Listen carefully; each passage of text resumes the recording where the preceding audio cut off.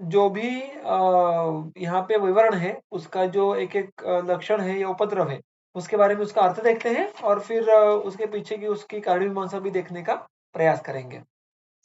तो पहले अगर आप देखो तो जो सूत्र क्रमांक 14 है, उसमें उन्होंने छर्दी वेग धारण जन्य भिन्न-भिन्न गद यानी व्याधि इनकी सूची दी है। अब इसमें आप देखने के लिए जाए तो इनका हम कुछ डिफरेंशिएशन कर सकते हैं। यानी ज्वर या उल्लास, छर्दी या सॉरी छर्दी निग्रह में वो छर्दी शब्द आया है, तो ज्वर, उल्लास ये आमाशयोद्भूत व्यापद और जिनका आरंभ और अभिव्यक्ति भी आमाशय से शुरू होती है और फिर यहाँ पे उनको छोड़ के कंडू, कोठ, आगे चलकर व्यंग, शोथ, पांडु, कुष्ठ, विसर्प ये सारे क्लासिकल शाखागत इस प्रकार के व्याधि कहे जाएंगे। तो शाखागत यानी रक्तादिदाता अथवा त्वच इस प्रकार के रोग मार्ग में रहने वाले और उसमें भी अगर आप गौर से देखें तो मुख्यत्वे रस, रक्त और मांस इन धातु त्रयों में आश्रय लेने वाले व्याधियों का यहाँ पे विशेष उल्लेख है। तो यहाँ में से सारे लक्षण या सारे व्याधि एक साथ उत्पन्न होंगे ऐसा नहीं है, बल्कि अब देखिए छर्दी इस वेग का भी आरंभ कहां से होता है? तो आमाशय से होता है और जब उसका हम निग्रह करेंगे तो क्या होगा? जो दोष ऊर्ध्वग है, जिनको मुख मार्ग से बाहर निकलना है, वो मुख मार्ग से बाहर निकलने के बजाय तिर्यकगामी हो जाएंगे। और इस प्रकार के दोष जो सूत्रस्थान वाग्भट में सूत्र आता है कि प्राय तिर्यगता दोषा क्लेशयन्ति आतुरः चिरम, कि इस प्रकार की जो तिर्यकगत दोष है वो बहुत चिरकाल तक आतुर को क्लेश देते रहते हैं और इसीलिए इस प्रकार के जो व्याधि होंगे वो तो केवल एक या दो बार छर्दी वेग धारण करने से नहीं होंगे और जब ऐसे बहुत दीर्घकाल तक छर्दी का वेग धारण होगा तब जो तिर्यकगत दोषों के कारण व्याधि होने वाले होंगे वो ठीक करने के लिए भी बहुत कठिन होने वाले होंगे। ये हम यहाँ पे सैद्धांतिक दृष्टिया और अनुभवजन्य भी हम उसके द्वारा उस पे सिद्ध ये कर सकते हैं। और इसमें देखो अब कुछ कुछ तो केवल हम जिसको लक्षण कहते हैं वैसे ही यहाँ पे कंडू होगा, कोठ, इसके कोठ हमें व्यवहार में जो गांधी ऐसा कहते हैं मराठी में, अगर आप टीका देखने के लिए जाओ तो वराटी दष्ट यानी क्या जो अब सॉरी वरटी दष्ट, वरटी यानी जिसको कहते हैं कि मधुमक्खी, उसको वो काटने के बाद जिस प्रकार की विस्फोट उत्पन्न होते हैं उसको कोठ कहते हैं। तो वो उत्पन्न होना, अरुचि लक्षण सबको ज्ञात है। व्यंग, व्यंग उन्होंने कहा है कि कृष्ण कार्ष्ण्य जो मंडल उत्पत्ति होती है या वैवर्ण्य होता है मुख प्रदेश पे, उसको व्यंग जिसको मराठी में वांग कहते हैं। और वही उसी प्रकार का वैवर्ण्य जो मुख के व्यतिरिक्त शरीर पे अन्य स्थान पे उद्भव हो जाए तो उसको नीलिका ऐसी संज्ञा है अष्टांग हृदय आप देखने के लिए जाओ तो मुख पे मुख्यत्वे स्त्रियां जो स्त्री होती है उनमें यह बहुत लक्षण देखने के लिए मिलता है।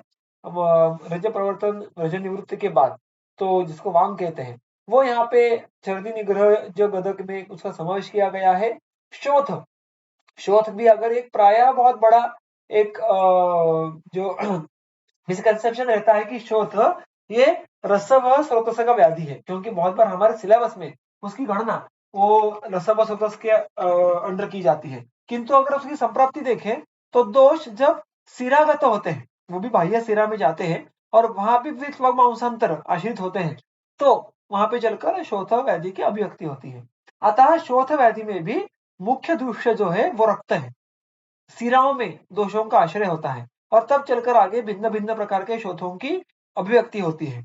अतः यहाँ पे रक्त दृष्टि ये प्रधान मानना आवश्यक है। पांडु, पांडु में भी वही बात है कि त्वमांसांतर दोषों का आश्रय है। सिरा तदगत रक्त, वहां पे दोषों का संचय बड़े पैमाने पे होता है और फिर आगे चलकर जो त्वगैवण्य उत्पन्न होता है उसको हम पांडु कहते हैं। ज्वर हम सबको ज्ञात है। कुष्ठ सप्त द्रव्य संग्रह वहां पे 3 दोष और 4 दृश्य। उल्लास हमने देखा अभी। विसर्प उसमें भी वात पित्त कफ और 4 दुष्ट रहते हैं, किंतु हर विसर्प प्रकार में हमेशा तीनों दोष और सातों दुष्ट चारों दुष्ट रहेंगे ऐसा नहीं होता है। ये उसका कुष्ठ के संप्राप्ति से एक महत्वपूर्ण भेद है। किंतु मैंने कहा वैसे देखिएगा कि अधिकांश जो शाखागत व्याधि है उनमें हमें रक्त मांस, सिरा इनकी दृष्टि देखने के लिए मिलती है। और यहाँ पे एक बात गौर करने लायक है, छर्दी निग्रह करना जो आमाशय उद्भूत होता है, उसमें प्रायः अगर आप देखो तो छर्दी में पित्त और कफ का पतन होना, यह प्रायिक बात देखने के लिए मिलती है। फिर वो सान्न हो, वो सूखी हो, प्रायः अम्ल या तिक्त रसात्मक पित्त, उसके साथ-साथ घनीभूत कफ, इसका उद्गीरण हमें देखने के लिए मिलता है। अब जब दीर्घकाल तक इस प्रकार के छर्दी का निग्रह किया जाए, तो इस पित्त कफ का तिर्यगत होना, शाखा नामक रोग मार्ग में जाना और वहां पे जाके मुख्यत्वे रक्त दृष्टि करना, ये बहुत ही एविडेंट हो जाता है। ऐसा क्यों? क्योंकि अगर आप सिरावेदा अध्याय देखो अष्टांग हृदय सूत्र स्थान में, तो वहां पे उन्होंने बहुत महत्वपूर्ण बात की है कि शोणित जो रक्त धातु है वो प्रायः पित्त श्लेष्मलैः ही दृश्यते। पित्त कफ प्रकोप साथ में करने वाले जो हेतु है, उन हेतुओं से रक्त दृष्टि प्रायः होती है, जल्दी होती है। और यहाँ पर वारंवार जब हम छर्दी का स्तंभन करें, उसका वेग निग्रह करें, तो जो आमाशय में पित्त कफ का उत्क्लेश है, वो तिर्यगत हो जाता है और वो जल्दी किसको दुष्ट कर देता है? तो वो रक्त धातु को दुष्ट कर देता है। और इसीलिए रक्त प्रदोषज व्याधि हमें अधिकांश देखने के लिए मिलते हैं और इसका रिफ्लेक्शन हमें चिकित्सा में भी देखने के लिए मिलता है। तो इस प्रकार से बहुत ही डाइवर्स ऐसा सिम्पटम्स का एक जो कलेक्शन है, वो इस हमें सूत्र में देखने के लिए मिलता है। अब रुल्ला से लेकर कुष्ठ तक, और इसीलिए चिकित्सा में भी हमें अवस्था भिन्नत्व से बहुत अलग-अलग उल्लेख यहाँ पे देखने के लिए मिलते हैं। देखिएगा, क्या कहते हैं ग्रंथकार? भुक्त्वा प्रच्छर्दनम, ये चिकित्सा का एक वहां पे मॉडलिटी हो गई। धूम, लंघन, रक्त मोक्षण, रुक्ष गुणात्मक आहार विहार और व्यायाम, इस प्रकार से आहार, पान, विहार, औषध या चिकित्सा, इन सब का समावेश किया गया है। भुक्त्वा प्रच्छर्दनम, अब देखिए भुक्त्वा प्रच्छर्दन यानी क्या? कि खाना खाकर तुरंत उसी खाने को बाहर निकाल देना, जिसको आजकल के व्यवहार में सद्यो वमन कहते हैं। उसी प्रकार की चिकित्सा यहाँ पे अपेक्षित है कि कुछ खाना खाने के लिए दिया और उस खाने का उदीरण करवाया। अब यहाँ पे पूर्व कर्म की अपेक्षा नहीं है। बहुत बार ग्रंथकार इसी प्रकार की अवस्था में प्रच्छर्दन, इस संज्ञा विशेष का उपयोग करते हैं, जहाँ पे अभ्यंग, बाष्प या उसके पहले स्नेहपान करवाना, इसकी अपेक्षा नहीं होती है। उसको सद्य छर्दन देना यह अपेक्षित होता है। और ये चिकित्सा कौन सी अवस्था में करोगे? प्रायः जब दोष ये आमाशय में उत्कृष्ट है और उसके साथ-साथ प्रायः शाखा में भी उत्कृष्ट होंगे। छर्दी निग्रह या छर्दी वेग धारण जन्य व्याधियों का इतिहास या उसके हेतु सेवन का इतिहास ये ज्यादा नहीं होगा। Comparatively the presentation will be acute and if such so कि दोष अगर बाहर आसानी से निकलने के लायक होंगे, दोष अगर उपस्थित होंगे, तो उनको तुरंत उसी मार्ग से बाहर निकालना देना, ये इस चिकित्सा का हेतु है। तो जब दोष वेग निग्रह के बाद भी उत्कृष्ट अवस्था में होंगे, बहिर्प्रवृत्ति उन्मुख होंगे, कोष्ठ में होंगे या शाखा में होंगे, कोई फर्क नहीं पड़ता, आप वहां पे सद्योमन दे सकते हैं। उससे क्या होता है? दोष जो बाहर निकलने के लायक होते बाहर निकल जाते हैं और उससे लक्षणों में उपशय तुरंत देखने के लिए मिलता है। तो ये एक्यूट ट्रीटमेंट ऐसा हम इसको कह सकते हैं। नेक्स्ट इज धूम।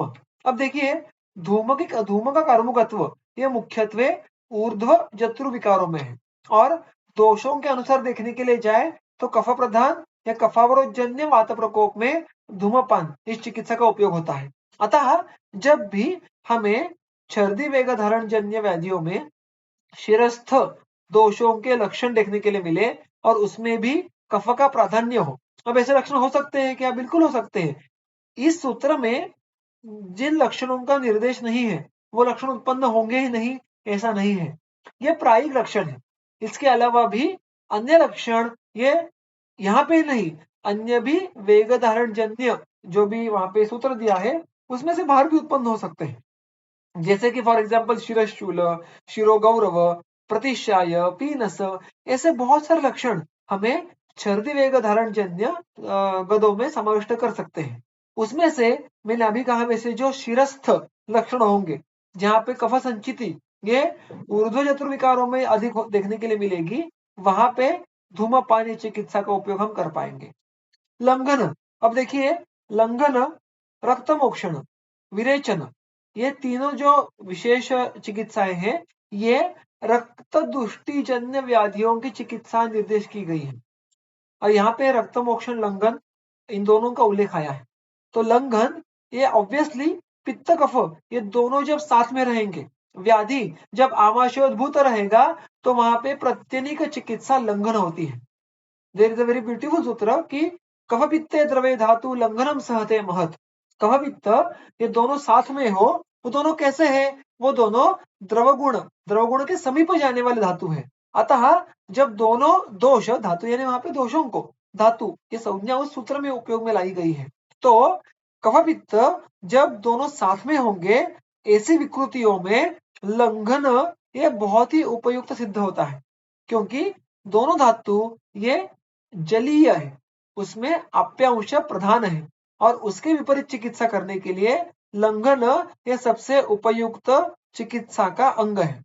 अतः यहाँ पर भी व्याधि आमाशयोद्भूत है, कफ पित्त की शाखागति होने की संभावना अत्यधिक है, अतः लंघन उपक्रम ये प्रायः हर एक व्याधि में, इस व्याधि में उपयुक्त सिद्ध होता है। रक्तमोक्षण, मैंने अभी कहा वैसे कि रक्तदुष्टिकर व्याधि अधिक है, इतना ही नहीं त्वगाश्रित, मांसाश्रित, शिराश्रित ये सारे व्याधियों की गणना हम इस सूची में देख सकते हैं। और देखिए रक्तमोक्षण ये ऐसा उपाय है कि शाखागत दोषों को बाहर निकालने के लिए उसका उपयोग होता है। रक्तमोक्षण इस चिकित्सा का प्रयोजन रक्त को बाहर निकालना नहीं है, बल्कि रक्त के द्वारा शाखाश्रित दोषों को बाहर निकालना है। रक्त मात्र उसका मीन है, मीडियम है, जरिया है। अतः रक्त में से जब रक्तमोक्षण करते हैं तो भी हमें रक्त मिश्रित दोष देखने के लिए मिलते हैं। वो केवल रक्त में से बाहर नहीं निकले होते, वो उसके आसमंत में जो भी मांस है, सिरा है, स्नायु है, त्वग है, वहां से भी रक्त में आते हैं और बाहर निकलते हैं। अतः केवल रक्त दुष्टिजन्य ही व्याधि यहाँ पे देखने हैं रक्तमोक्षण के लिए, ऐसा नहीं है। तो त्वग रक्त मांसाश्रित व्याधियों की भी रक्तमोक्षण ये एक प्रधान चिकित्सा है। उसमें अर्थात उसका विधि कैसा होना चाहिए, पूर्व कर्म क्या है, ये सारी बातें रक्तमोक्षण इस विषय की है, किंतु यहाँ पे वो वन ऑफ द प्रधान चिकित्सा उपक्रम है, ये बात ध्यान में रखना है। रुक्षान्न पानम, अभी देखा हमने कि कफ पित्त इन दोनों में आप महाभूत का आधिक्य है और इसलिए उसके विपरीत गुण, लघु गुण के साथ साथ रुक्ष गुण का भी उपयोग करना आवश्यक हो जाता है और इसीलिए जो भी आहार और विहार होगा वो दोनों का जो समान गुण है, स्निग्ध गुण है, द्रवत्व है, उसके विपरीत कार्य करने वाला रूक्ष गुणात्मक होना अपेक्षित है। अतः यहाँ पे रूक्ष अन्नपान इसका उल्लेख किया गया है। व्यायाम, अब व्यायाम ये थोड़ा यहाँ पे एक पिक्यूलियर ऐसा चिकित्सा उपक्रम निर्दिष्ट कहा गया है। यहाँ पर अगर आप गंगाधर की टीका देखो तो वहां पे अन्य कोई टीकाकार यहाँ पे कोई व्यायाम के ऊपर कोई भाष्य नहीं करते कि यहाँ पे एग्जैक्टली व्यायाम का रोल क्या है और किस प्रकार से करें, किंतु गंगाधर जी कहते हैं व्यायाम अत्र प्रवाहनादि रूप, व्यायाम यहाँ पे प्रवाहन इत्यादि रूप के द्वारा करना चाहिए। अब प्रवाहन यानी क्या, हम देखते हैं कि प्रवाहन प्रायः हम मलवेग के लिए उपयोग में लाते हैं कि जिसको मल प्रवर्तन के समय स्ट्रेन करना पड़ता है, उसको जोर लगाना पड़ता है, किंतु it is applicable for any kind of वेग। जब भी किसी वेग का हम दूसरी भाषा में उदीरण करेंगे उसको हम प्रवाहन कह सकते हैं। और यहाँ पे लुकिंग एट द छर्दी वेग निग्रह, ऐसा बहुत बार होता है कि जो संचित दोष होते हैं, कुछ लोग ऐसा करते हैं कि जब बहुत ही दोषों का उत्कर्ष हो जाए और छर्दी बाहर नहीं निकल रही तो वहां पर वो गले में उंगली डालकर दोषों का उदीरण करते हैं और जो भी उपस्थित दोष है उनको बाहर निकालते हैं। उस उपक्रम को गंगाधर जी ने यहाँ पे प्रवाहन और उसका समावेश उन्होंने व्यायाम इस चिकित्सा उपक्रम के भीतर किया है, क्योंकि अन्यथा व्यायाम ये दोषों की शाखागति करने वाला उपक्रम है। अब अगर देखो किस किस हेतुओं के कारण दोषों की कोष्ठगति से शाखागति या कोष्ठगति से मध्यम मार्ग की गति होती है, उसमें व्यायाम ये सूत्र में सबसे पहले आया है। व्यायामाद ऊष्मणा तैष्ण्यात अहिताचरणादपि, उसमें कोष्ठ शाखास्ति मर्माणी द्रुतत्वात् मारुतस्य च, ये सूत्र है। तो व्यायाम से जो मारुत का द्रुतत्व बढ़ता है उससे दोषों की कोष्ठगति की शाखागति होती है। किंतु इसीलिए यहाँ पे कदाचित गंगाधर जी ने स्पष्ट कहा है कि प्रवाहन जैसे आप व्यायामों का यहाँ पे समावेश कीजिएगा। व्यायाम ने इस प्रकार के आयास उत्पन्न करने वाले विहार जो दोषों को बहिर्प्रवृत्त करने के लिए काम में आए। और यहाँ पे उन्होंने जिसको एकदम सिंपल भाषा में उल्टी निकालना जब आवश्यक है तब उसको व्यायाम के व्यायाम इस परिभाषा से डिनोट किया है। तो वो अर्थ यहाँ पे सही प्रतीत होता है। एम्पिरिकल व्यायाम करवाना ये अपेक्षित नहीं होगा। इसमें एक और जो उसका एक जो रोल हम सोच सकते हैं कि लंघन जो है, लंघनों के जो शमन रूपी लंघनों के जो प्रकार आए हैं, चतुष्ट प्रकार संशुद्धि, ये क्या है? ये शोधन रूपी लंघन है। पिपासा तब मारुतव और उसके बाद व्यायाम उपवास, ये सारे कैसे है? ये शमन रूपी लंघन है।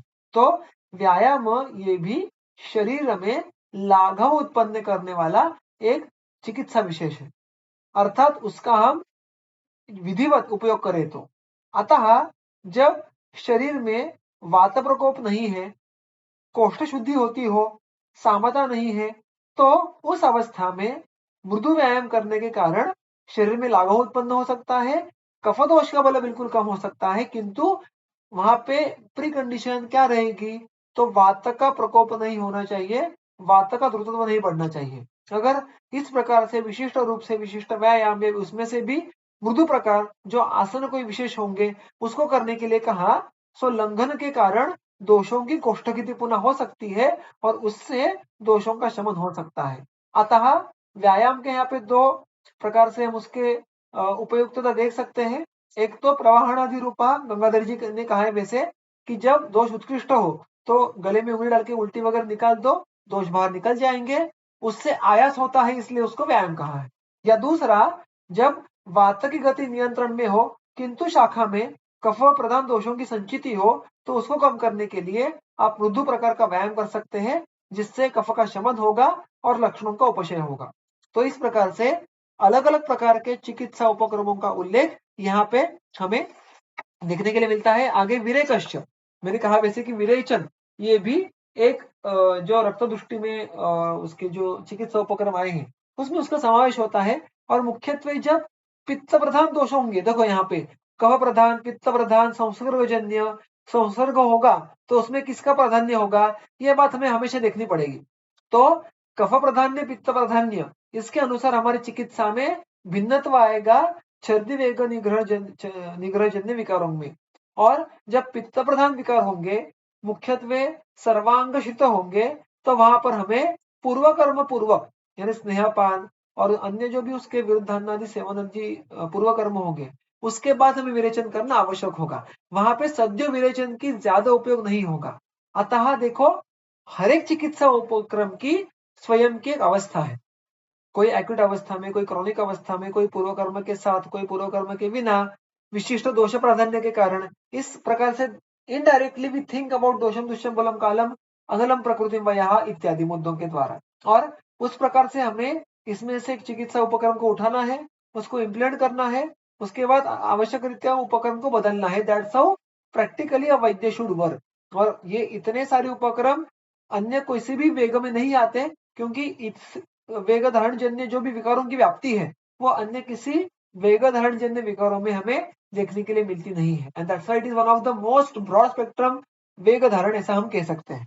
Okay, so this is about छर्दी वेग निग्रह। मूविंग अहेड, मन्यास्तंभ शिरशूलम अर्धितार्धाव भेदकौ इंद्रियाणाम च दौर्बल्यम क्षवथोः स्यात् विधारणात्। क्षवथु का वेग धारण करे तो क्या क्या लक्षण उत्पन्न हो सकते हैं? मन्यास्तंभ, शिरशूल, अर्दित, अर्धावभेदक और इंद्रियों का दौर्बल्य। मन्यास्तंभ, मन्या में स्तंभ उत्पन्न होना। कुछ रुग्ण ऐसे देखे हैं कि छींक को ऐसा होता है ना, हमने देखा था इसके पहले के सत्र में मैंने जब उत्तर दिए थे प्रश्न के, तो मैंने यहाँ पे इसका उल्लेख किया था कि सदातुर नाम की कैटेगरी आई है हमारे ग्रंथ में कि जो लज्जावशात या कभी घृणावशात वेग का धारण करते हैं। वैसे में ही क्षवथु का भी उल्लेख आता है। स्पेशली अगर आपको कोविड याद होगा तो लोग चीखने से डरते थे कि हमें कोई स्टिग्मा ना लग जाए।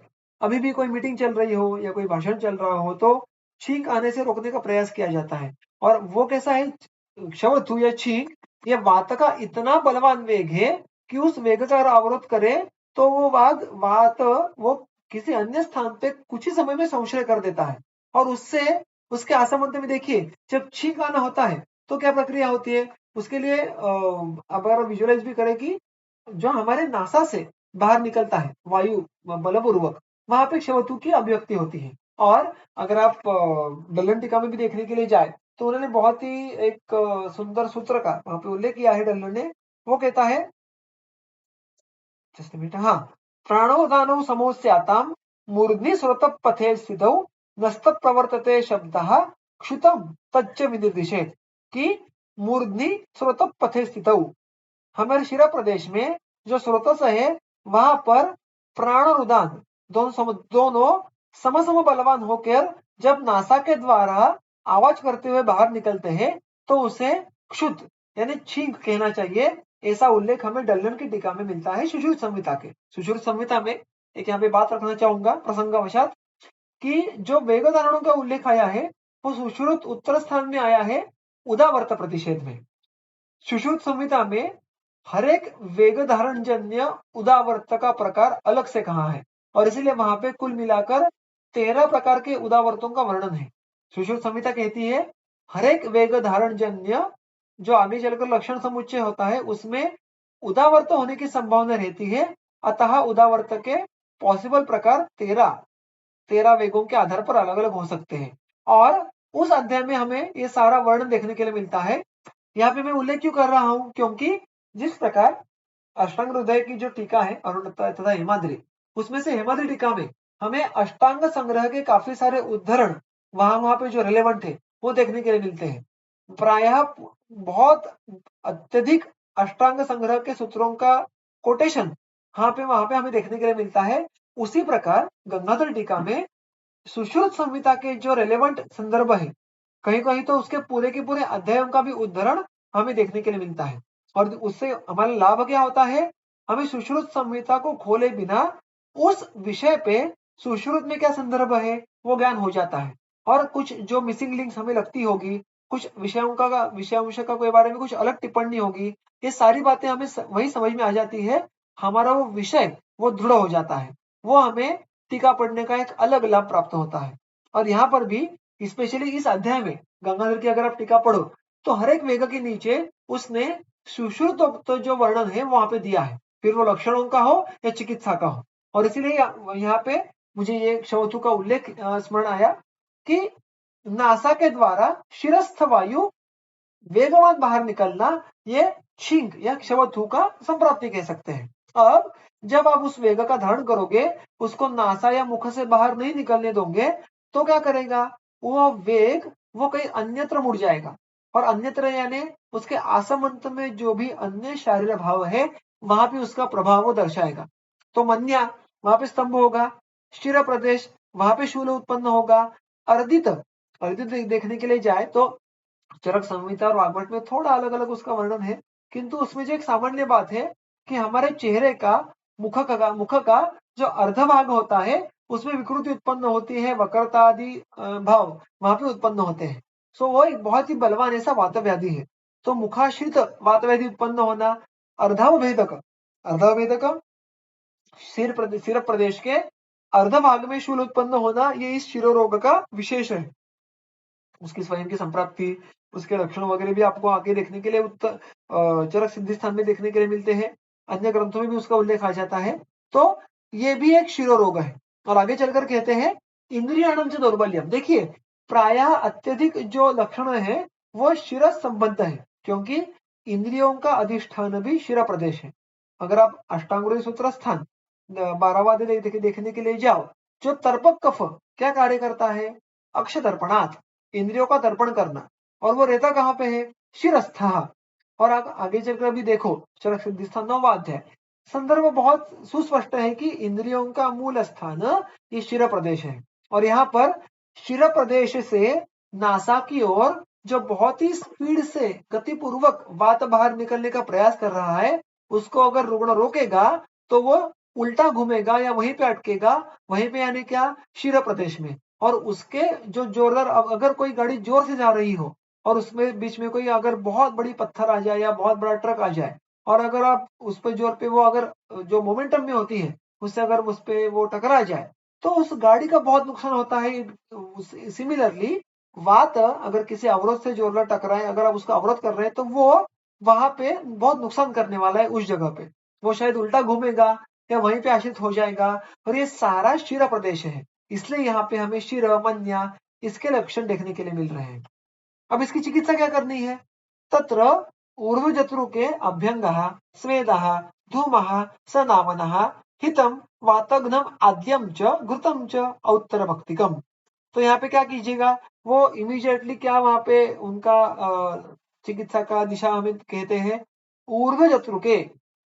जो जत्रु यानी जत्रु हम सबको पता है, जिसको हम अंग्रेजी भाषा में क्लेविकल कहते हैं, वो जहाँ पे जुड़ते हैं उसको जत्रु कहते हैं। उसके ऊपर ही सारा जो हिस्सा है वो हो गया ऊर्ध्व जत्रु, यानी ना केवल head region but the neck region as well.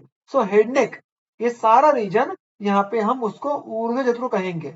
उस एरिया में क्या करना है?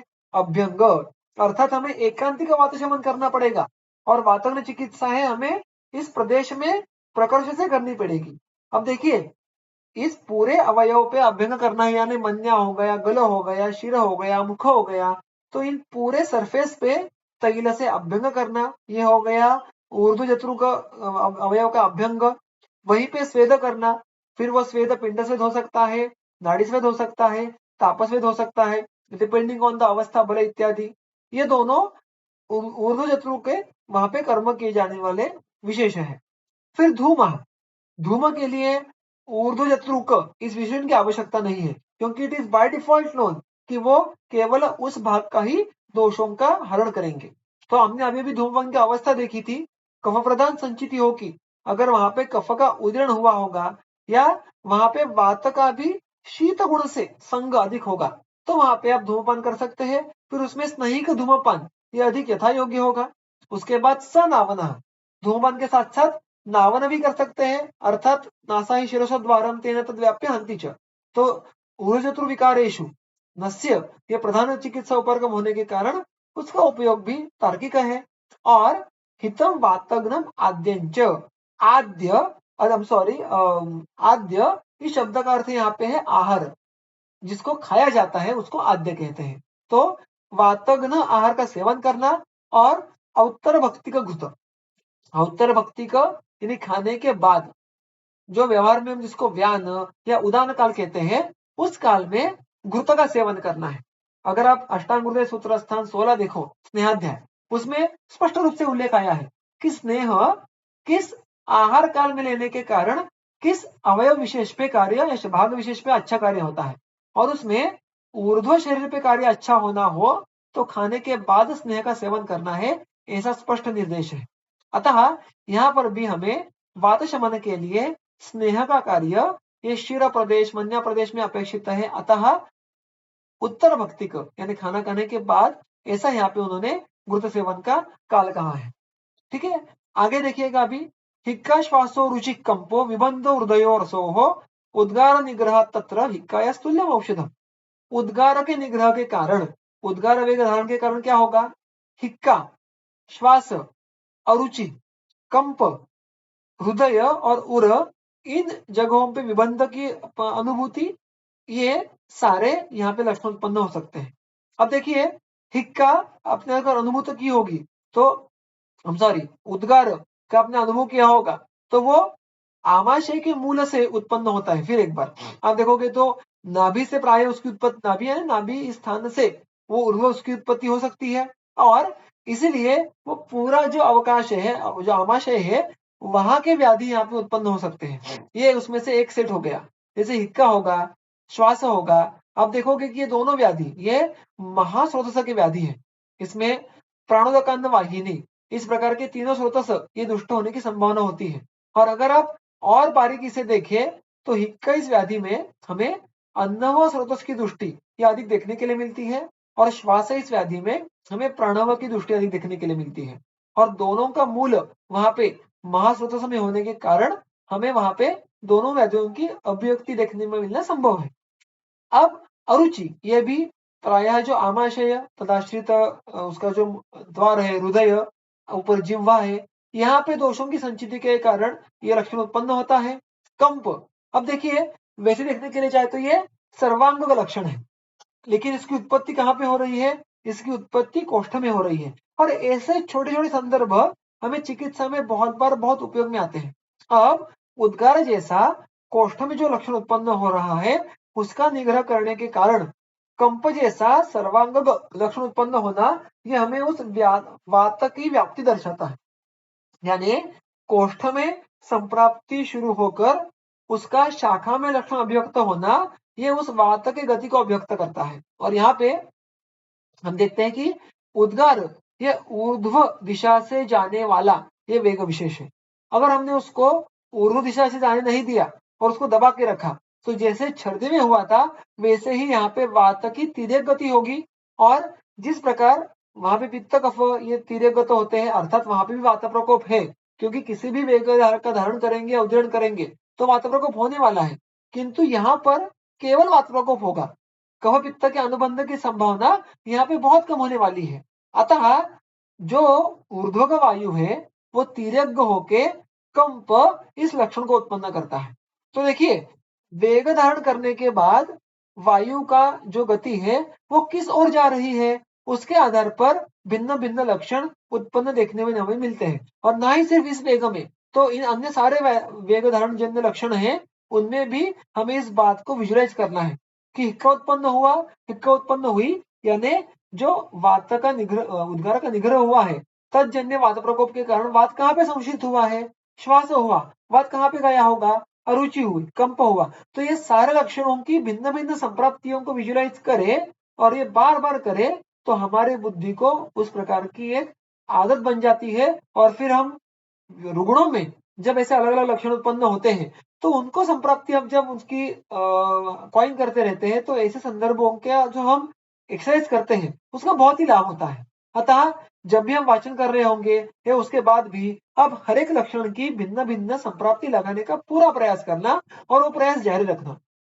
विबंधो हृदय रसो हो, हृदय और उर, यहाँ पे इंदु बहुत सुंदर लिखते हैं कि हृदय यानी क्या, वक्ष, सॉरी, उर प्रदेश यानी क्या, वक्ष, और हृदय यानी क्या, तस्य अधः, यानी प्रायः हमारे स्तन के जो ऊपरी हिस्सा है या स्तन के आसपास का जो हिस्सा है उसको वक्ष या उर ऐसा स्पेसिफिकली कहा गया है टीका में।